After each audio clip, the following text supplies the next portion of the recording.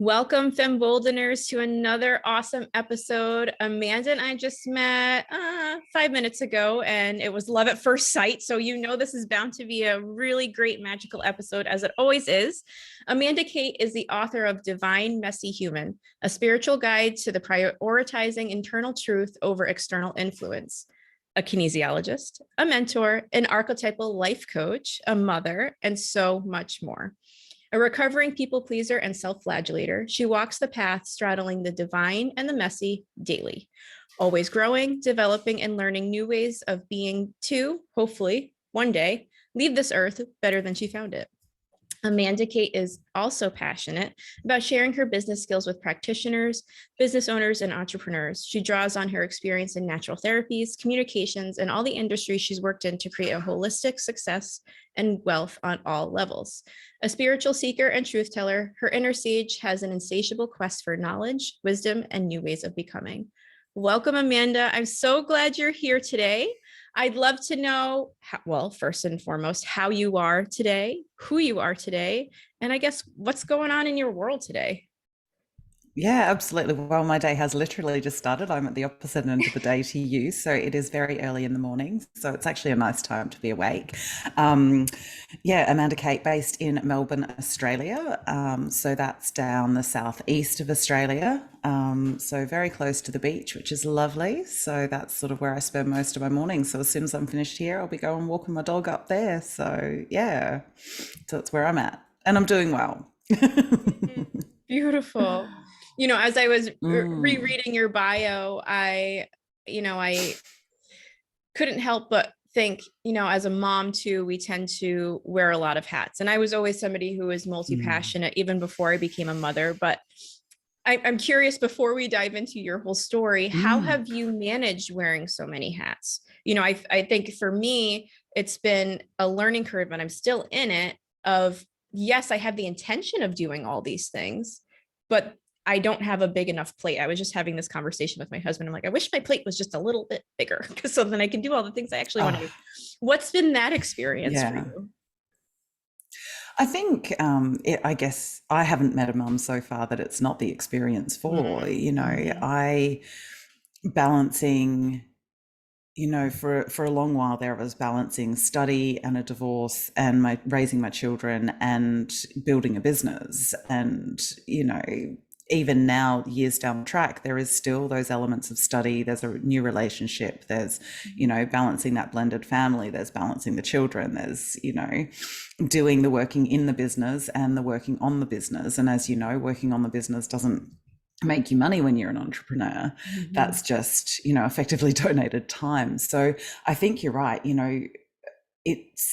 It's always that challenge, and I can't say I always get it right.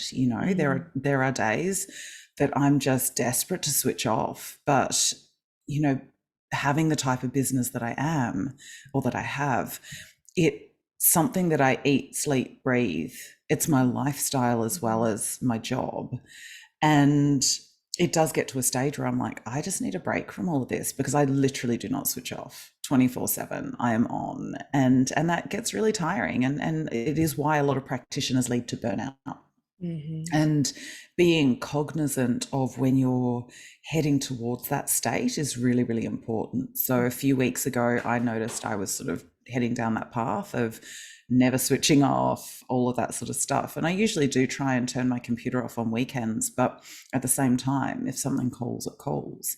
Um, and so yeah, I've ended up booking just a road trip, just literally to get away and switch my head off for a little while. I think little times away like that, where I can actually, leave my computer where it belongs and not check social media and not be online and be away from all of that kind of stuff, is necessary for my business success.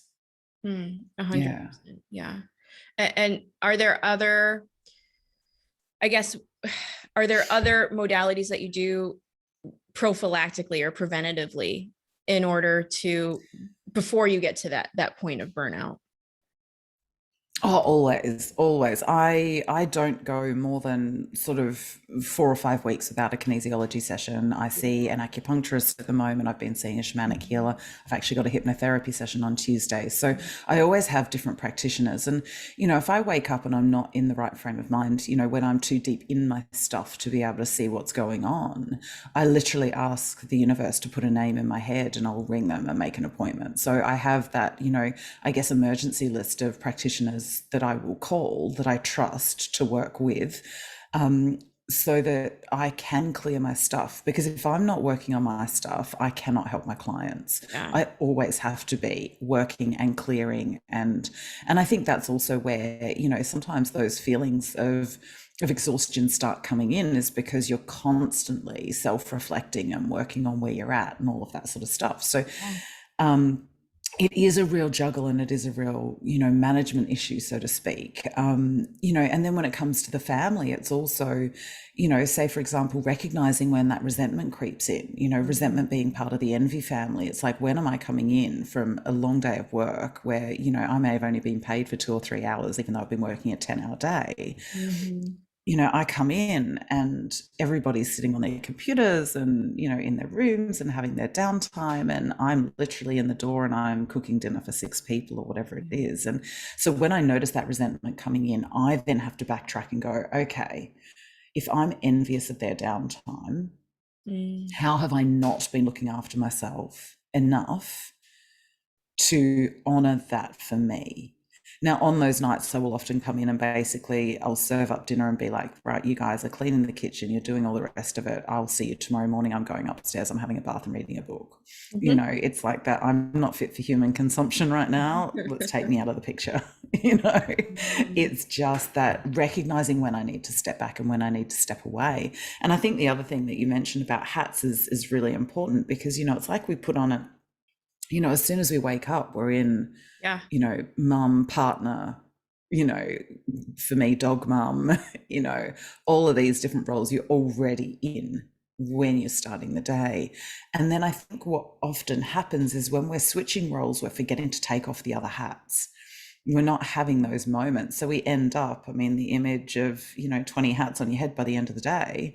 Yeah. And it's like, when are you going to stop and take some of them off? And I think that's also a really important part of the practice, is to be able to go, okay, I'm in mum mode right now, so let me just wear that hat. I'm now interacting with my partner. Can I take off my mummy hat? Because let's face it, a mum hat when you're interacting with your partner is not sexy. Taking off that mum hat and putting on your partner hat, or consciously stepping into business mode and then stepping out of it again. And that's the other thing that I do notice, is if I don't step out of business mode when I come home, I'm very much in that more masculine, pushing, striving, doing energy, rather than dropping into my feminine when I'm coming home.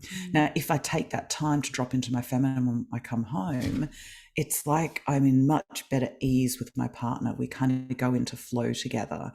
Last night was a perfect example. I came in, I'd run a workshop for spring equinox all day yesterday, so I was holding space for everybody. I came in, I was still a little bit wired, and so I was buzzing around the kitchen and things, but I was in do mode. I hadn't dropped into that feminine mode, and things just get scratchy and out of hand because I'm coming in that more masculine role, and my partner gets knocked out of balance because he expects to stand in that role. So when I'm in it, he's like, oh, what do I do? How do I operate? Because you're in my space. And then he doesn't quite know where he fits. And then that causes, that disharmony. And so it's really important, when I remember, and obviously I didn't get it right last night. So, that's why it's a practice. It's like, okay, how do I do that better this morning waking up? How do I go into my day better today so that we can glide along together, in those roles in a better way? That's beautiful. Thank you for sharing all that. And I think what, there's undertones too of surrender and acceptance, right? I mean, if we make the fact that we came home on edge mean something, it just gives it more power and frustrates us even more, and it just snowballs, right? So it's a matter of, and I'm practicing is this as well. It's like, oh, all right, dishes need to be done instead of the dishes need to be done, right? That sort of Yeah. thing. So there's always that, but it's true. I mean, I love how I love your share of that reflection of, if I'm feeling this resentment, where can I create space to give myself what I'm angry I don't have right now, what I'm frustrated that I don't have Yeah. right now. That's so important. Thank you Yeah. so much for sharing that. Huge My reflection. pleasure. So helpful. Mm. So the Amanda Kate that so articulately explained what it's like to wear all these hats and take them off, and being able to be self-aware enough to switch modes and switch hats instead of carry them all on at once, isn't the Amanda Kate from 10 years ago, I'm guessing. Hell no. Hell no. Very different creature. Very different creature. And it's interesting, just on a little side note with that one, one of my very first kinesiologist became a teacher of mine, within, I guess, the first 12, 18 months of me studying. And I remember us sitting in class on so many occasions and we would just laugh. They'd say to me, I cannot believe that you're the same person that walked into my office. Like, it's crazy. So I started seeing them, I think it was the beginning of 2015. So that's what, 7 years ago. Yeah. And that change has been massive. I guess I'd started on this journey probably about 11 years ago. In so many ways, I started to look at my life and where I was at. And then really started to deep dive, I guess, probably in the year or so before I found kinesiology. So around the end of 2013, I started realizing that I was very sick.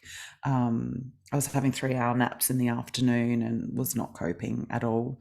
And that's really when everything had to start changing, because I couldn't function the way that I was. So, yeah, so it is interesting when you look back, it feels like a completely different lifetime ago, a completely different person.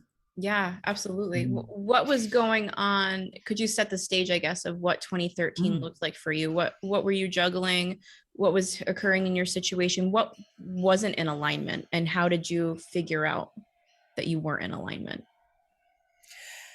Yeah, I'd love to say that it was this big awakening, but I think it was just the gradual drips in the bucket of awareness. And I'd spent 11 years in the UK. I got married. I had 2 beautiful children, and then I was always from Australia, so I was homesick and wanted to be back. So when my ex-husband was made redundant from a role of his, we took the opportunity then to emigrate back to Australia. And so we arrived here in 2011. And to be fair, the first probably 4 to 6 months of us being here was probably the best time we'd had in our marriage for a long time. I'd struggled being away from family. I had struggled not having a support system. I had struggled pretty much doing all of that stuff on my own for so long. I struggled with the ever-changing goalposts of expectation that was placed on me by my ex-husband. And by myself. Let's not put, there's no blame in this, by the way. There was also my own expectations put in there. And so I was already carrying a fair weight. Then when we moved here, like I say, things were pretty good for a little bit, and then they just started going downhill more and more and more. And by 2013, I was needing 3-hour naps in the afternoon. I was seeing all kinds of different people because the doctors had said to me, you're the healthiest sick person we know. Like, there's nothing wrong with you. We've done your blood tests. Like, we can't find anything wrong. And I guess that real wake up call for me was I went to a gynecologist because I was suffering with my cycle over 13 days a month. So I would have 6 or 7 days when I was ovulating where I was not functioning, and then another 6 or 7 days at the end of the month when I was bleeding that I was also struggling.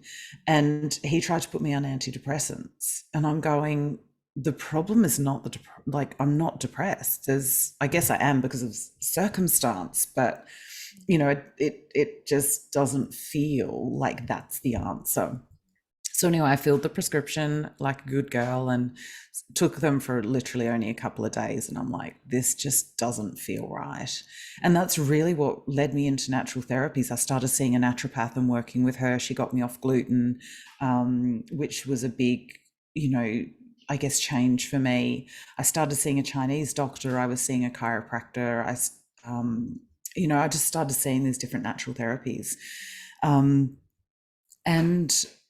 I started getting a few answers, but still just not enough. The beginning of 2015, we headed away for a family holiday, and there was a fairly traumatic event where my ex-husband basically spent 4 hours telling me all the things that were wrong with me and how I was broken and how much I was, causing our marriage issue and all of this sort of stuff. And it was highly traumatic for both myself and the children who were asleep next door. As much as they were sleeping, I'm amazed they could sleep through it, and I wouldn't have been surprised if, I know subconsciously they're affected by it, because we all are with things like that, and again, no blame to us, no blame to him. We've all traumatized our kids in some way. Much as we try not to, right? So not to get off topic, but I once heard there was a story, and I don't know if it's a legend or just like a made up story or a real one, but there were these highly evolved and conscious parents who did everything they could to not traumatize their child, and they did so successfully. But when the child went to school, the trauma was he couldn't connect because there was no other because everybody else had traumas that they were dealing with, so he couldn't. His trauma was that there was no traumas within him. Well, I think the whole reason we have trauma, is, and it's the way that we internalize it, it's the way we store it in our body. So something that I find traumatic, you wouldn't find traumatic, and vice versa, potentially. And we're not talking about, I guess, I hate really classifying it, but we're not always just talking big T traumas, the abuse, the rapes, the, sexual assaults, the big accidents, the, disabilities, all of those sorts of really big traumatic events. I'm also talking about the little drip in the bucket type effects, having overly critical parents, or having parents who didn't love us in the way that we wanted to be loved. And again, it's not saying they didn't love us. They did.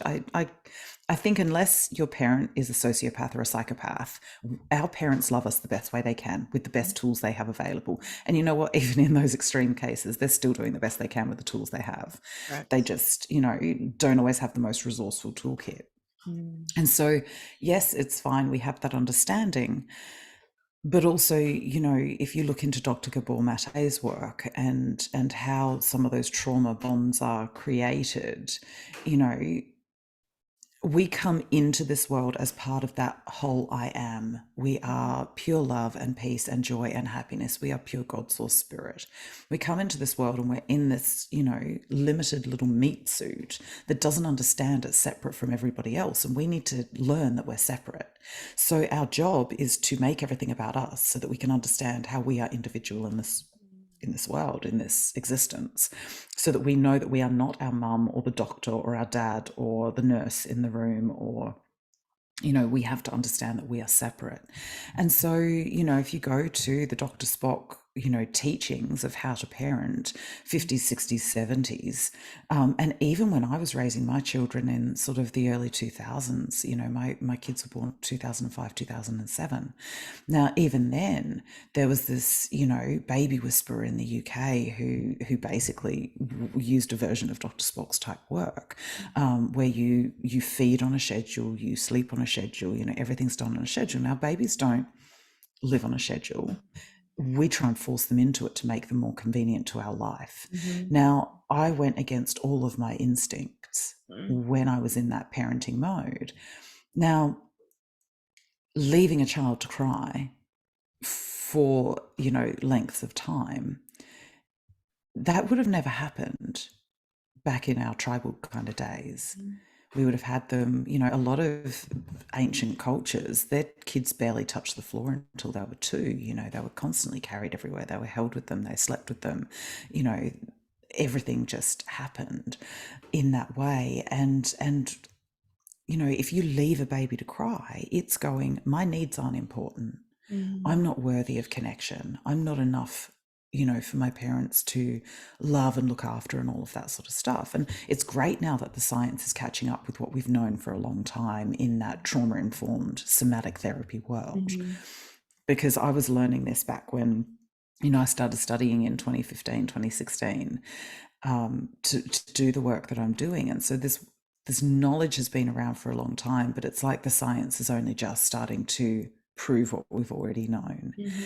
And again, there's no blame on it for the parents who raised us that way, Mm-hmm. because they're only doing what they knew and they were doing the best they could, and their parents were only doing what they knew and they were doing the best they could. And that just gets carried on to us. And I think starting to understand our traumas and how we have made these stories through our experiences Mm-hmm. is vital for how we interact with everybody in the world. Mm-hmm. Mm. So well said. And yeah, so I guess that's where I go to with my children in the next room when the dad was, screaming and shouting at me and pacing around, and that energy would have been felt by them. Yeah. Even if they weren't consciously aware of it, it was going into their subconscious. Mm-hmm. And that in itself is traumatic. Yes. Um, and so I came back from that holiday, just an empty shell of a human being. I think I pretty much checked out of the holiday after that event. I barely spoke. I was afraid to speak because I thought, oh, whatever I do is going to be wrong, so I may as well just keep my mouth shut. Got home, got a mental health plan because, again, I thought I needed to be fixed. Rang a psychologist because I knew that she worked in mindfulness and that sort of way, a bit more holistically. And so I was booking into a mindfulness course and I wanted a couple of sessions with her. But this was the end of the April and I couldn't get in with her until the middle of the May. And the next course wasn't starting until the end of the May. And so the receptionist asked me a question that none of my doctors had ever asked me, that no other health professional had asked me. And she said, if you don't mind me asking, you sound quite stressed, what's going on for you? So I sort of gave the more high level, socially appropriate response, which was, we've just moved from the UK. My husband's in a job he's not happy in. He's also getting used to living across the world from his family. My daughter was struggling because she'd just started school back in the UK and then she wasn't allowed to because she was too young to start here. And then my son was being physically harmed at school. I think he was at this school for 26 weeks and he was harmed 13 times. Wow. And he was, this happy-go-lucky, just beautiful little 6-year-old boy who went from loving school to stomach aches and slumped shoulders and all of that. And so anyway, I told the receptionist this and she goes, okay, so who got your back? Who's holding you up? And that was it. That was just the floodgates opened and I could barely speak to her. And she said, okay, we've got, a couple of people on staff that you might want to see. We've got a Reiki person and a kinesiologist. And I'd had Reiki before, but it hadn't resonated with me. It sort of felt, I just didn't have the right practitioner for it to feel aligned with where I was at. And so I said, okay, look, I'm willing to try anything. Book me in with a kinesiologist. And that first session, I still remember it was the 24th of April in 2015, and it changed my life. And my first day studying, sitting in the classroom for the intro day, was the 24th of October. So literally 6 months to the day later, I was sitting in the classroom because I went, if I can help one person the way this has helped me, I'm doing some good in the world. So yeah. For our listeners, what is kinesiology? Yeah, so kinesiology for us is slightly different, although similar kind of premise. We're looking at movement, but rather than the movement of muscles, which we do look at, we also encompass the movement of energy, how the energy systems are working in your body. Where are the energetic blocks? Where do we need vibrational changes? So we use what's called manual muscle testing, and people like Dr. Bruce Lipton and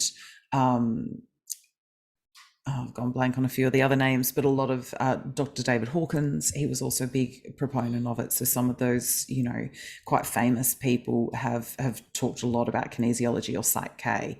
And so it's using the muscle tone to determine what's going on in the subconscious. So if, say, for example, if you imagine it a little bit like the wiring in your house, if something's stressful, the message isn't going to get through. And so the muscle will not hold its tone. And so we're checking that muscle tone for stresses in the subconscious. So the way I describe it is it's like your body is speaking to you in, Russian, and you're trying to speak to it in French, and I'm translating it for you, because we haven't been taught to learn the language of our body. And so it's looking at what's floating in that subconscious, bringing it through the conscious brain, and then using vibrational remedies or acupressure points on the body, or some other vibrational healing method, to then shift that vibration to a different state. So we're becoming consciously aware of the subconscious patterns so that we can see them more readily, and we're changing that vibrational state so that it's not an aligned match anymore. And so then a lot of those old patterns fall away. So it is classed within the somatic therapies. So like your EMDR, your EFT tapping, that sort of thing, where we're actually shifting the trauma out of the body. Right. Beautiful. Thank you for sharing that. Because what we call kinesiology here is different. I'm more, we would call it, muscle testing and craniosacral therapy, and a mix of all those things. But I love that it's just combined into one. And it's interesting that we're having this conversation. My husband and I just did a couples massage, the first one since like 3 days before our wedding. So it's the first one in maybe over 4 years that we've done together. And as the massage therapist was working on me, all of these memories started flooding back that I thought were seemingly random. So I'm a physician assistant, but I'm also a medium and a Reiki practitioner, and I do EFT and all, right. So like I definitely bridge both worlds here. And as I'm recalling patients that I saw in their final days from when I was working in primary care, and just I wouldn't say the pain that I experienced, but the emotional toll that it took on me. And I was actually brought to even more just like how draining it was for certain ones versus others, and where they were in life, and how much more I worked for ones than the others because they didn't really want to be participants in their own health. And I told my husband when we got back in the car, he goes, "Well, how was that for him?" Like, it was a release. I think my muscles were, because the therapist was hitting certain points that nobody's ever massaged on me. And I thought to myself, I'm like, I think I healed in there, because I think he hit things that needed to be released. So it was pretty amazing. And here we are now having this conversation. Nothing's ever a coincidence, of course. No. So thank you for explaining your practice of kinesiology and how it works where you're at. So April 24th, 2015 changed your life. Who were you? What emotions were you feeling when you walked in? And how were you? Who were you when you walked out of that session? I was an absolute mess. Like, I did not feel like a human being. I felt like an absolute empty shell. I had nothing left. And I almost felt like it was a bit of a last ditch effort of ever feeling anything again, really. I'd been so numb since the event in late March. I literally just had been in survival mode. I was really deep in that dorsal vagal disassociated state where I was not functioning. And I walked in there, and I still remember, and like I say, we laugh so often about it, because I walked in and I said to her, I'm so broken and I need to fix myself enough so that I can save my marriage. And that was the first thing I said to her. And I'm sure she just went, cha-ching. I've got some work cut out for me here. Because it was, I mean, realistically, it was I don't know if we're allowed to swear, but it was a pretty fucked up way to even think about life and myself. And, it took me years and years and a few brave people reminding me that I was actually never broken. I was always where I needed to be to learn what I needed to learn. Now, in that session, I think the most life-changing thing was that the practitioner said to me, "You don't understand how emotionally abused you are, do you?" And all of a sudden I was like, oh my God. And I saw it in some other major relationships of mine, it took me 4 months to recognize that the biggest abuser was in my bed with me, and it took me another 4 months then to leave him.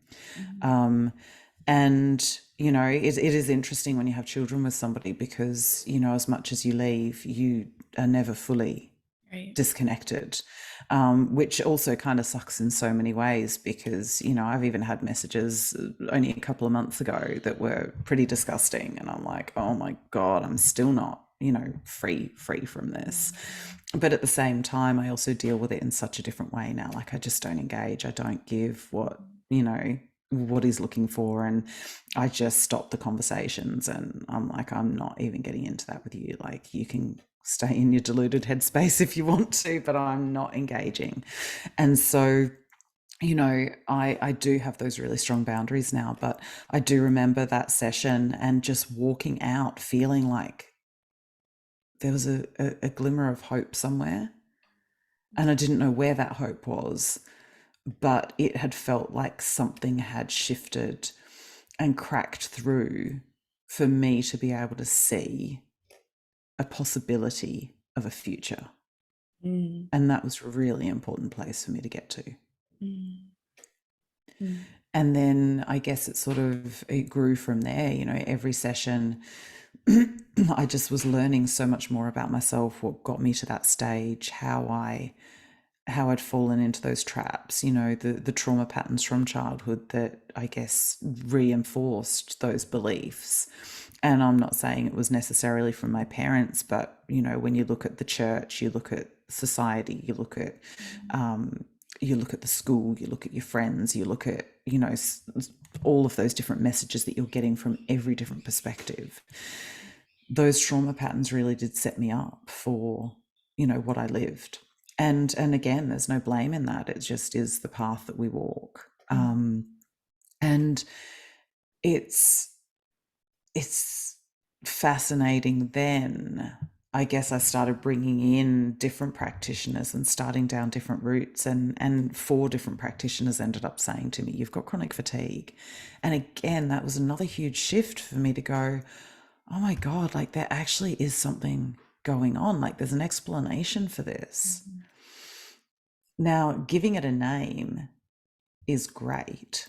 People go, well, why have you got chronic fatigue? Well, because I've got these symptoms. Well, why have I got these symptoms? Because you've got chronic fatigue.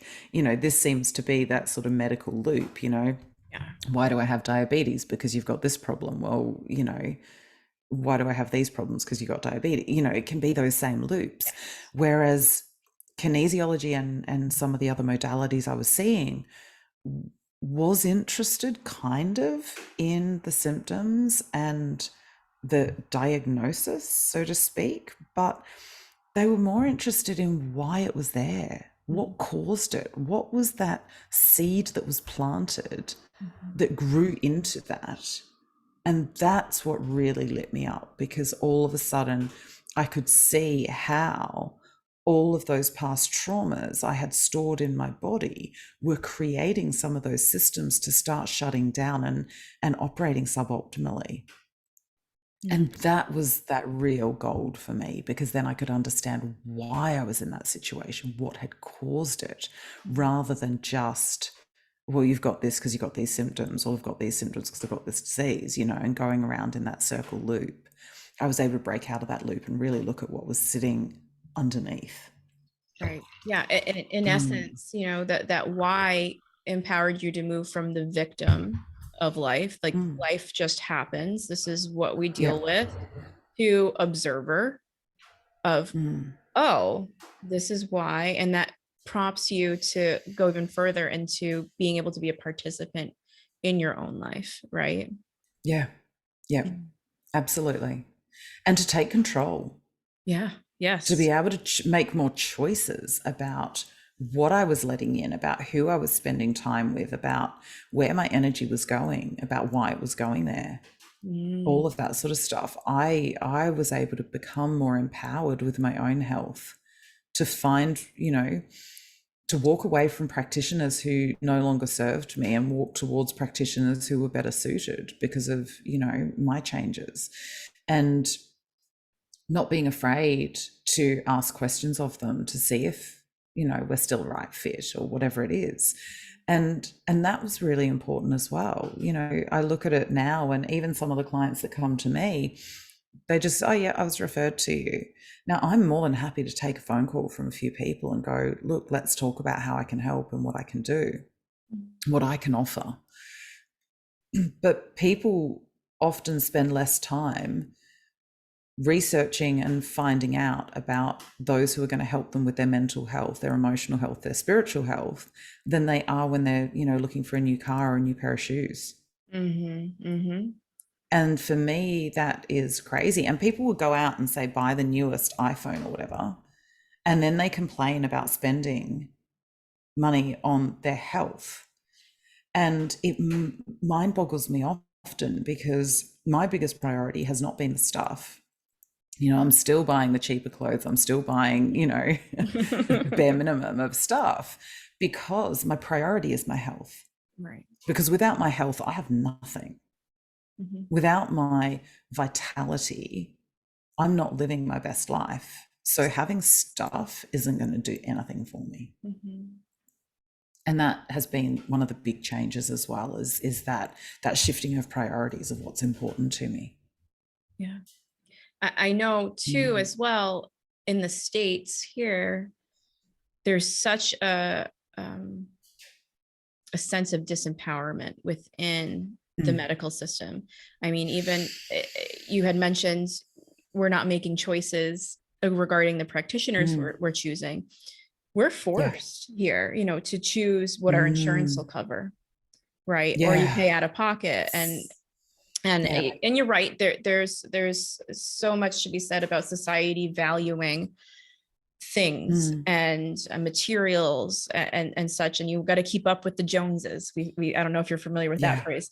Yes, but you've got to do what your friends and neighbors and coworkers are doing. And it can get cloudy, but there's definitely a huge sense of disempowerment in all of my patients that I encounter. It's very rare for me to find a patient that is empowered to tell me, actually, that doesn't feel right for me. And so every time I meet a new patient, I tell them, listen, I have the knowledge. I tend to have a really good gut feeling when it comes to my patients. But if ever there is a little inkling in you that says, this is not for me, I need you to tell me, because my job is simply as a medium between the knowledge I have and the knowledge you don't have, so then you can make an informed choice about your care. And that's the first time. I mean, even then, that's the first time that they've been told that. And I always used to tell my patients too, if you don't leave here feeling like you made a choice that feels good for you, then I didn't do my job, and you need to either find somebody else or tell me. And that's, and it's beautiful. Like if more doctors had and physicians had that philosophy, we would be in a much better place, because you're often not given those choices. You're often not told that you're allowed to think about what is going to be the best course of action for you. And I don't know, I know over here, I look at a lot of our GPs, I'm still yet to find one that resonates with me. They automatically poo-poo whatever it is that I suggest. And yet they are not nutrition experts. I'm not saying that I'm a nutrition expert, but I've done, thousands of hours of nutrition work through my study. I've, looked at biochemical pathways in the body. I've looked at, the ways different body systems work and all of this. And so I'll go in informed with that information to my GP, and they don't understand it. So rather than ask questions, they dismiss me out of hand. And I'm going, well, hang on a minute. Like, I'm allowed to ask these questions, and I'm allowed to bring you where I'm at with what I know as well. And so often it's just big brick wall goes up, and I am the doctor, and you will trust me, and I will tell you what you need to know. And it's like, hang on a minute. I'm not here for a dictator. I'm here for a partnership. And I think if we had the client, the patient at the center and worked together, because a lot of my clients do need medication. A lot of my clients do need that help. And if I was able to work together with their doctor, it would be so much better for the patient, for me to be able to go back to the doctor and go, okay, there's these traumas sitting here that we are now working on and we are clearing. the vibrational patterns of. And in the meantime, they are going to need that support that you're giving them. Yes. And we also may need to adjust dosages or whatever it is, because they are getting better. Now, I can't have that conversation. I had a client come to me, and he had been on the same epilepsy medication for 15 years without a doctor monitoring him at all. And when he came into me, he had this whole list of symptoms, and I Googled the drug he was on. Every single one of them was a side effect of the drug. I said, you don't need me. You need to go back to your doctor. And I said, but you cannot tell your doctor that you got that information from me, because he will just laugh you out of the park. You need to say, I found it on this website, and and these are all the symptoms I'm having. Can we maybe look at changing my medication? You know, yes, with epilepsy, he probably needs to be on medication, but I'm sure there's more than that one out there. And surely if you're on a medication, you should be being monitored more than, you know, you get the drug and then you're sent off and you just get a repeat prescription for life. And so that's where I think that, you know, my idea would be to be able to have a compassionate healing team who includes, you know, Western and holistic alternative sort of practitioners. You know, we've got a bit of way to go. And I think, you know, the question also, you know, we've got to address that elephant in the room, that a lot of this also comes down to privilege.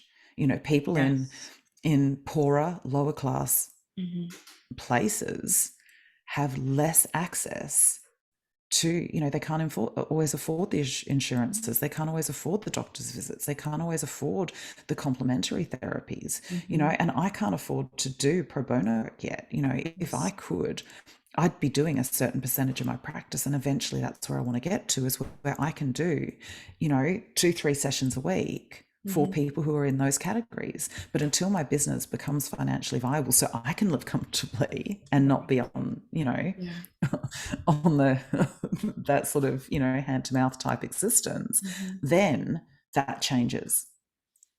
And that's where, you know, it would be lovely if things could get to, is that privilege comes out of the equation. Yes. Yeah, absolutely. I see it all the time right now. I work in psych currently, and I have integrative knowledge. I used to work in integrative medicine. I would provide herbals. I'd actually use kinesiology if a patient was like, I don't know which one I want. And I'm like, I don't know which one would work better for you too.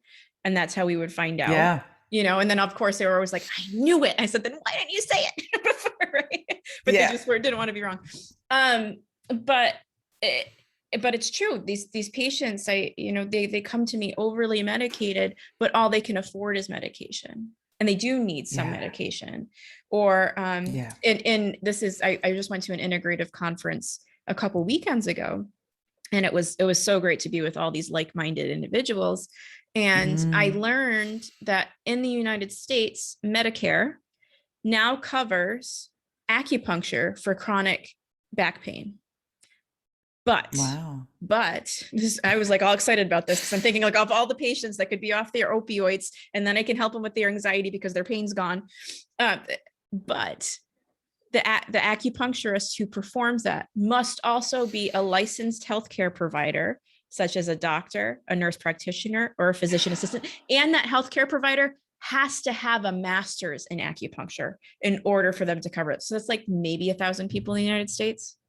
So like it's passed, but there's no access, right? And you're like, how many people could that help, right? And it's just so yes, getting back to your privilege, right? There's so many patients that I could help and get off certain medications that are leading to more side effects, because as you add them, it's just more and more side effects. But they just there's not access for them. They cannot afford it. It's again dictated by insurance and government and all of that. So yes, absolutely. And the other thing we see over here a lot, and I'm sure you guys would have a similar thing, is, you know, I've got one client in particular I'm thinking of, and, you know, she's on blood pressure medication with her cardiologist, and she's on this medication from this specialist, and she's on this medication for this specialist, but none of the specialists understand the other person's practices. And so they're all dealing in individual medications, but they're also not looking at how all of those medications then work together in the body. Yes. And what side effects putting them together are creating. Mhm. And that in itself is quite mind-boggling, because I think you guys, you also have primary physicians that Yes, oversee that kind of stuff as well. Yeah, see, correct. we don't always have that. Mm. We don't always have that But the ability. knowledge of And that even when we is do, yeah, but the knowledge of that is even limiting, right? So I yeah. started off in primary care. I was one of those Mm, GPs, mm, but when things got to a certain point and it was sticky, then I would refer out to a specialist. So if yeah, I couldn't control the blood pressure, cardiologist. If I yeah, couldn't figure yes, out the thyroid medication correctly, yeah, endocrinologist, right? mm, But I had a patient just this week on all these different medications, and I asked her, I always ask them any chronic medical conditions. She said, yes, I have yeah, chronic kidney disease. I'm like, do you have a nephrologist? No, what's that? mm, A kidney doctor. yeah, No, I don't. And I'm like, yeah, you're on end stage kidney disease, and you don't have a nephrologist, and you have all these other people prescribing you medications, which can yeah, affect that are the all going to kidneys. affect I'm your like, kidneys. you need to see a Yeah, nephrologist. And here I am, psych, right, yeah, telling her that she needs to see a nephrologist. So yes, I'm just saying, I'm just adding yeah, to all of this is yes, there is no coming together. There is also a lack. mm, And again, I love how you're saying there's no blame. This is an opportunity for growth for all practitioners to mm, come together and to be open-minded absolutely. and listen, even so I can understand, because before my spiritual awakening, I was like, yes, get your flu shot, do this medication, make sure you get your shingles shot, blah, blah, blah. And there's of course I still believe it, but I know there's people that Mm, everybody's different. That being yeah, said, and I forgot my point already. Oh, regardless of if a patient comes to you and says, you know what, I tried Reiki and it cured my allergies. That's my own example. mm, yeah, Instead of shutting it down, be like, great, good for you. Because guess what? It doesn't matter what it is. If it worked, it worked. There's such a thing, mm, even though you think that all of these drugs are the way to go. This is how you treat this. You have your own algorithms that you spent 8 years in school learning. Great. But there's such a thing as a placebo effect. And you know that to be true. So yes, yeah, regardless of what they're coming to you, just say, great, I'm glad it worked. And that's what I tell my mm, patients. If they're excited about trying something different, go for it, because it's likely to work for you if you are excited about it, regardless or not if I yeah, believe it to be true. If you believe it to be true, it's going to work out. And that's all I care about. yeah. So Yeah, anyways, I got on my, so you absolutely. got me all I mean, excited even there. when you look at, yeah, even when you look at, Dr. Joe Dispenza, and, Mm-hmm. he's a neuroscientist, and people said, oh, you're never going to walk again. And he just did all of his spiritual work, which Mm-hmm. he ties highly into science, which I love. He spent months and months practicing, visualizing his spinal column, his spinal cord, his spine regrowing, reforming, so that he'd be able to walk again. Yeah. And he has no problems now, and it's phenomenal. Now that goes into that massive mind over matter type Mm-hmm. aspect, and you look at the work he's now bringing into the world, and it's phenomenal. Mm-hmm.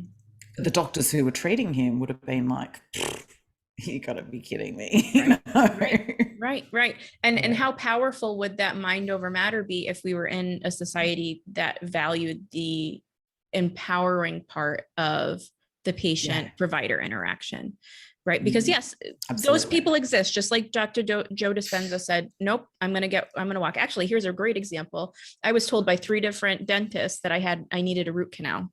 And Mm, I sat down with the endodontist, and she goes, well, your x-ray says you need a root canal, but your exam says you don't. And my body mm, just wanted to jump out of my skin and leave. So I trusted mm, that. yeah, And I tapped and I went to my chiropractor and I got acupuncture, and it's better than it's ever been.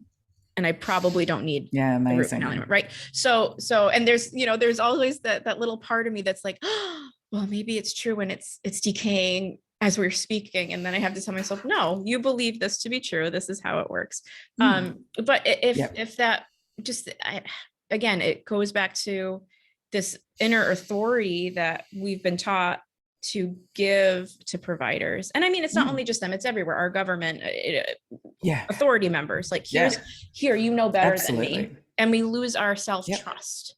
And yeah, that I think that in itself brings a lot of disease, but also yes, puts us in a place where we can I shouldn't say we can never, it makes it more challenging to heal from that disease, because Yeah. there's this belief that I'm not in control of it.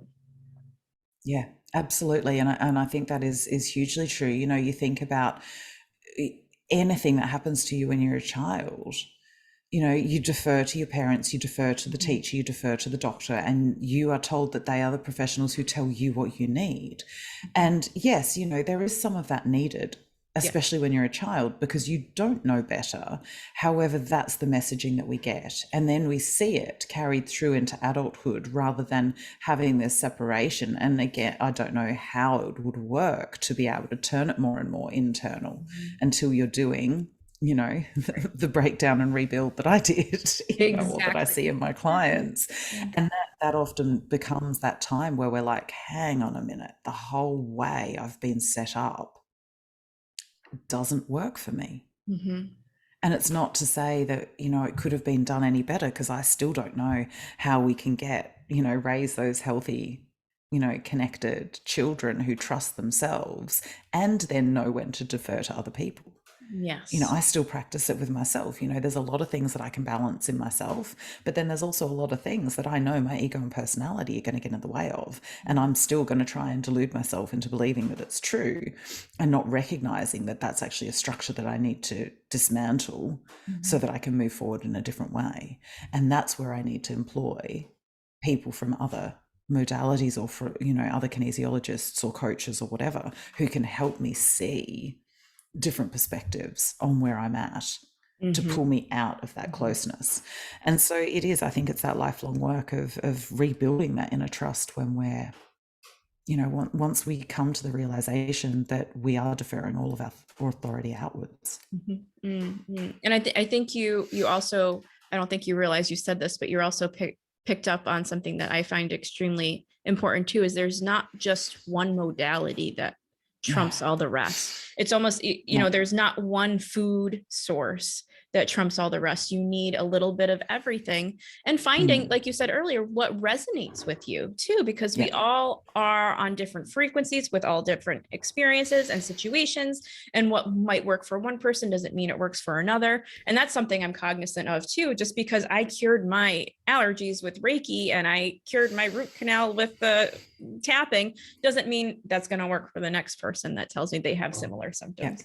I can share this was my experience. Exactly. Does it feel good for you? Does it feel exciting? Then go with that. If not, what feels good for you? But it's true. There's different modalities for different things. And I'm grateful for how far I've come, so that I know what I need when, and when it's time. Like, I'm still trying to, we moved a couple of years ago with COVID, you know, after COVID, or during COVID, I should say, before the birth of my son. And I'm trying to find a new Reiki practitioner here. And I know, okay, well, you're a nice person, but we don't mesh yet. So I'm very careful with who I mix my energies with. Very careful. And I don't care if I have to wait years to find the right person. Yeah, exactly. Anyways, when our energy is our business, but when our energy is our business, we do have to be very careful. You know, I've had some, you know, shady practitioners that I've worked with, and that's been my, you know, I've then had to go to my trusted people, and they're like, what happened then? And I'm like, oh, I saw this person. And they're like, whoa, your energy's all out of whack. And I'm like, that makes a lot of sense, because I've been, you know, struggling with this, that, or the other. And so it is quite fascinating. And it doesn't mean that they're malicious or anything like that. It's just not an energetic fit. Correct. And that's really important to start looking at and understanding. And I think that's where I was saying before, you know, we're happy to go out and buy the latest phone, or we're happy to research what car we want, or, you know, shop our shoes around, or whatever it is, but we don't seem to do the same with practitioners. And I think that is a vital part of our healing and our health. Is finding those practitioners that we do work with well, and that we can get those shifts and changes with. You know, I know a lot about nutrition and nutritional supplementation and things like that, but if a client comes to me and needs that stuff, I ship them off to a naturopath, because they are more qualified than me to do that. Now, I will work on the energetic stuff around why they need it, but I will actually outsource that part. Mhm. I've also sent people to, my acupuncturist. I've sent people to, a medium that I know. Mhm. Mhm. Even though there are times that, most of the time in clinic I'm channeling, but sometimes they need that more Yeah. specific help Mhm. than what I can give. There will be people that I will go and suggest, I think you just need a good massage or a Mhm. chiro or a bit of both. And so there's a lot of that sort of stuff that also comes in, is going, well, where is my limitation and what am I comfortable working with? For me, I work a lot with the complex trauma. I work a lot with individuals who are looking to regain that connection to their inner truth, Mhm. to be able to bring greater love and success and abundance into their world. I work a lot with business owners, increasing their vibrational frequencies so that they can again serve more clients at a higher level, and all of that kind of stuff that I'm doing. And I work a lot in unpacking complex trauma. So again, it's like, okay, well, I know my lane, and yes, I can do that suggestion of supplements and all of that because I've got the training to do so and I'm qualified to do so. But to me, I'd prefer to look at that bigger picture, Yeah. holistic view of it and say, okay, what is actually in their highest good? And I'm not going to have the detailed knowledge of that. Mhm. And so, right, here you go. You go see them. We'll keep working together on this stuff. Right. So, Right. yeah. Yeah.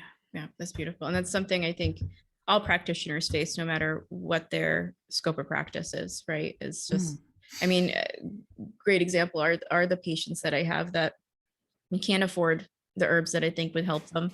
And I have to trust that the medications that they can't afford are in best practice right now, because adding financial Yes. burden is just going to add to the problems, right? So, Yeah.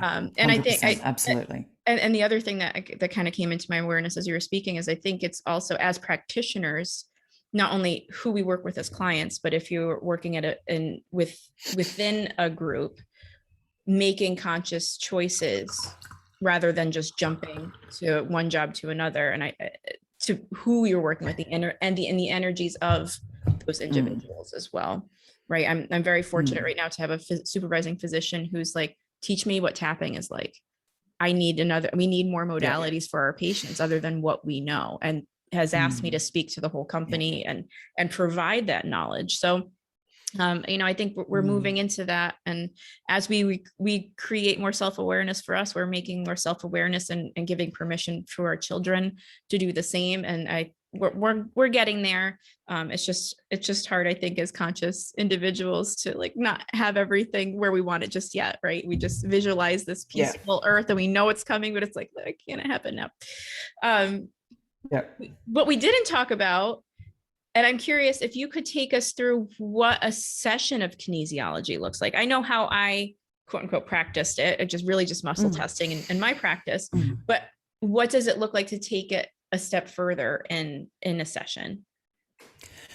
Well, it's such a hard one to describe because every Mhm. session is as individual as the person who's coming in, Mhm. and depending on it again on what we're working with, like it'll look very different for somebody who's suffering from complex trauma to somebody who's suffering from grief or somebody who's wanting to grow their business.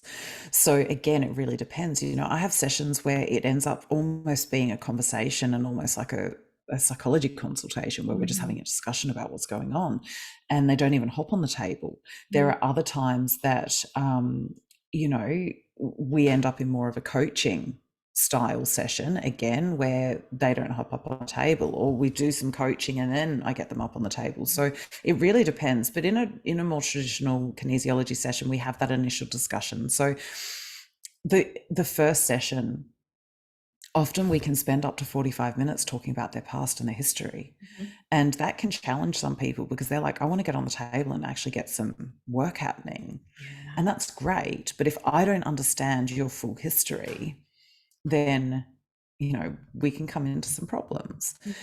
So, we sometimes that first session, we only get to do a very short Mhm. bit.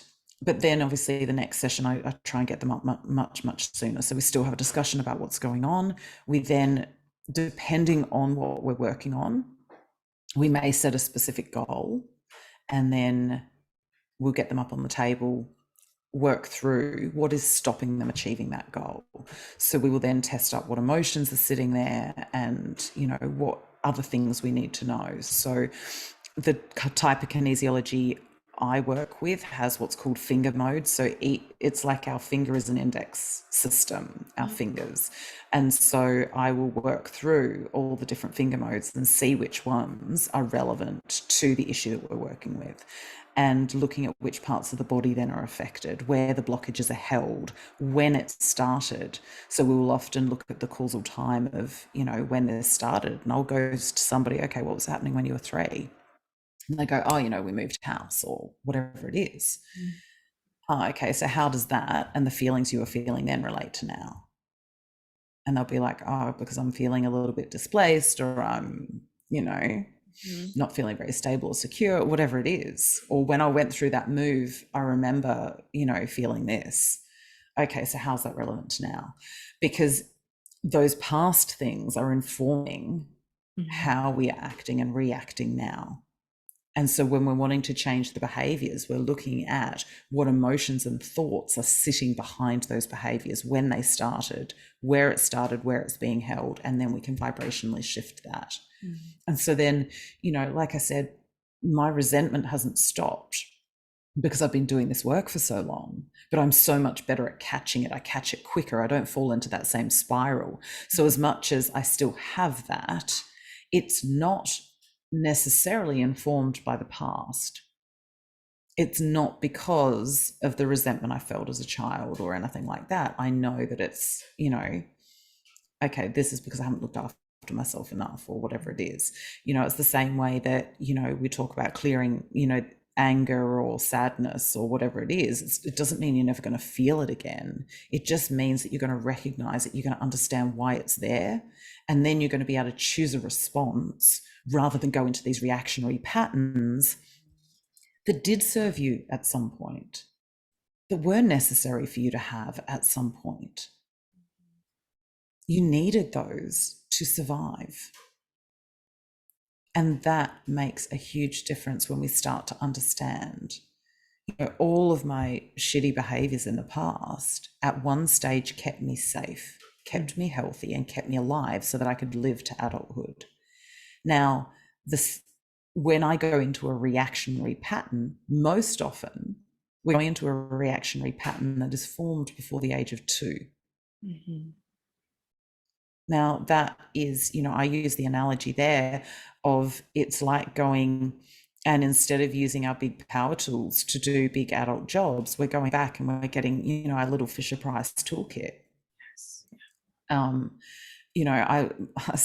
see it now I've got this vision of my son when he was 18 months old. We were putting something together in the garden, and he ran inside to go and get his little plastic drill and his little plastic hammer and all of that stuff. And he's come out with his little toolkit. We know those tools are useless for, putting something together where you need an actual electric drill and all this sort of stuff. But he thought he was helping. Yes. And it's great. I obviously encouraged that because he was a child. But it's interesting now when I see adults acting unresourcefully, I almost see them in that outfit going and getting their Fisher-Price toolkit.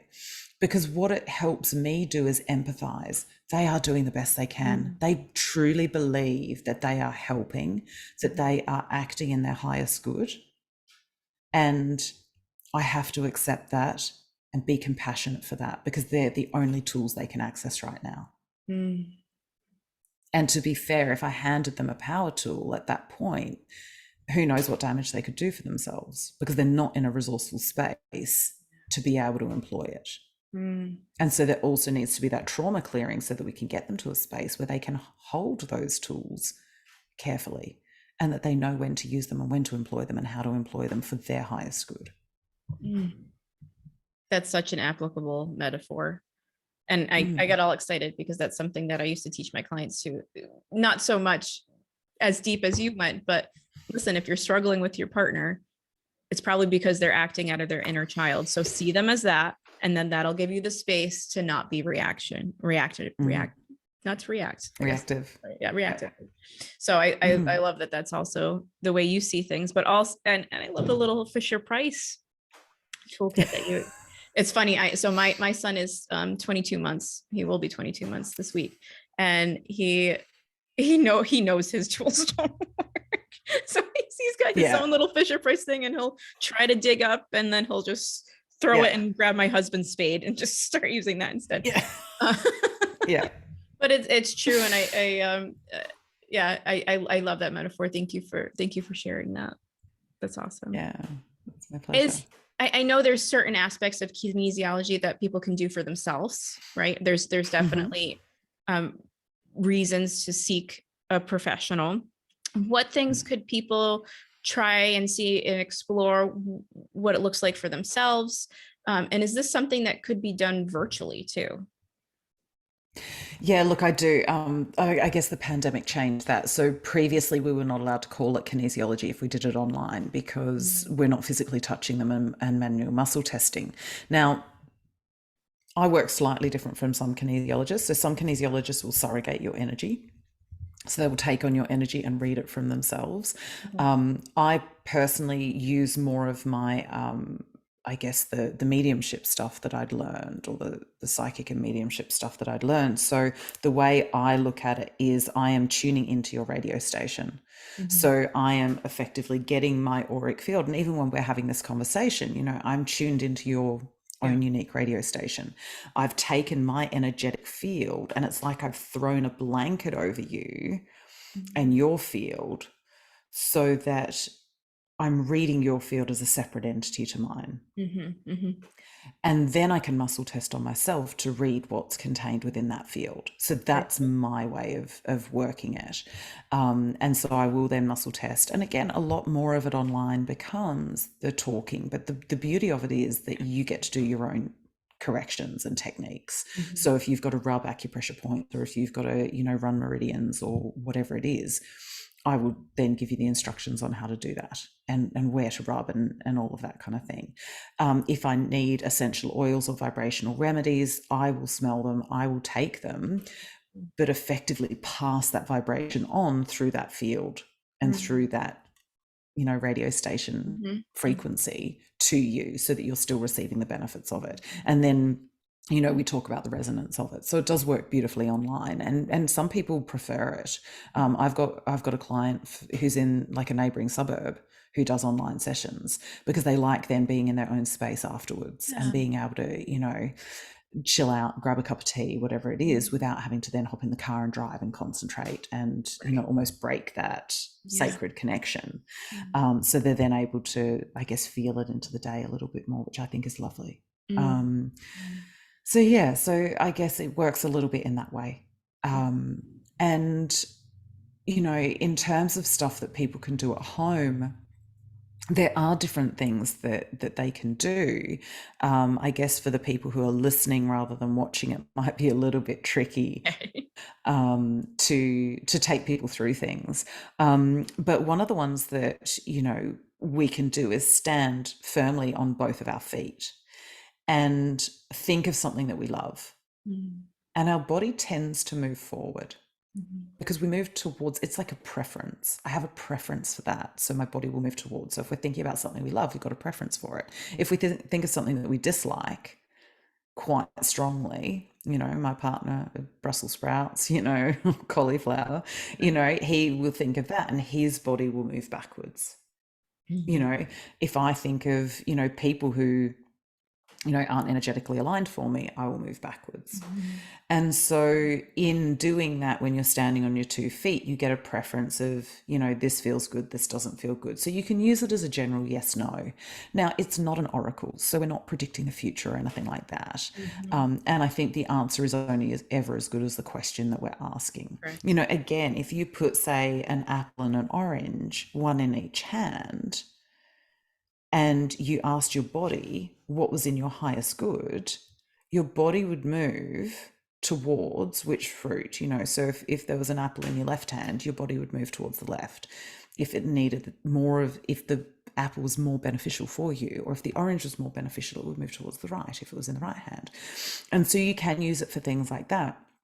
again, say with supplements, you know, my need for certain supplements changes every day. So especially vitamin C. So Mhm. when I'm really stressed, I was having up to, you know, 6 or even 10 vitamin C tablets spread throughout the day because Mhm. my body was craving it and needing it. And so I was able to hold the container in my hand. I mean, I've got other ways of muscle testing as well, but you know, I could hold it in my hand and go, okay, how many of these do I need today? Do I need, you know, is it under 5? Yes. Okay. So is it 1? No. 2? No. 3? No. 4? Yes. Okay. So 4. Do I take them all at once? No. Mhm. How many times, you know, Yep. how Yep. many doses do I split it into? So you can ask it that way. You Mhm. know, oftentimes mine would end up being, say, 2 in the morning, 2 at lunchtime, and 2 in the evening, so that I was getting that repair or the boost for the beginning of the day, the maintenance for in the day, and then at night time I'd have the repair state. And so, you know, you can use it a little bit like that as well. Right. What's in my highest good? And I tend to use the what's in my highest good because our highest good changes Correct. depending on our energy levels and how much sleep we've gotten and how well nourished we are and how well hydrated we are and, you know, our emotional immunity and all of that sort of stuff. Mhm. So I love sort of working in that way as well. So that can be a really easy one. It's really fun to use when you're choosing presents for people that you may not know. You know, you can walk into a Mm. store and go, okay, do I I've turn done left or that. right? Yeah. I have done Do I that. turn left or right? Okay. Left, no, right. Okay, I'll go right. Is Mhm. it on the, you know, bottom shelf, middle shelf, top shelf? You Mhm. know, oh, it's on the top shelf. Okay. This section. And so you can work it down. Because you're tuning into the energy of the person and the energy of what's in the store. Mhm. Mhm. And it brings some really quite surprising results. That's a great example. And I do it's that fun all to the play time. with. Yeah, it is. It is. I do that all the time. It's so funny you mentioned that because I never put those things together. But yep, I do that all Mm, the time. Oh my gosh. yeah. Oh, Amanda, this has been really a remarkable conversation. I love it when I have a conversation that lights me up and I leave feeling that hope, that glimmer of hope that you had to bring to the Mm. world. And not to say that I came into this like womp womp, but at the same time, I was in mom mode and then I was in partner mode and then back to mom mode and Yeah. then, podcast mode. So thank you for opening me up, cracking Yeah. me Absolute open pleasure. and having this discussion. Where can people find you if they want to be more in your energy? And I guess what offers do you have for them currently that maybe they could tap into if they want to learn more from you?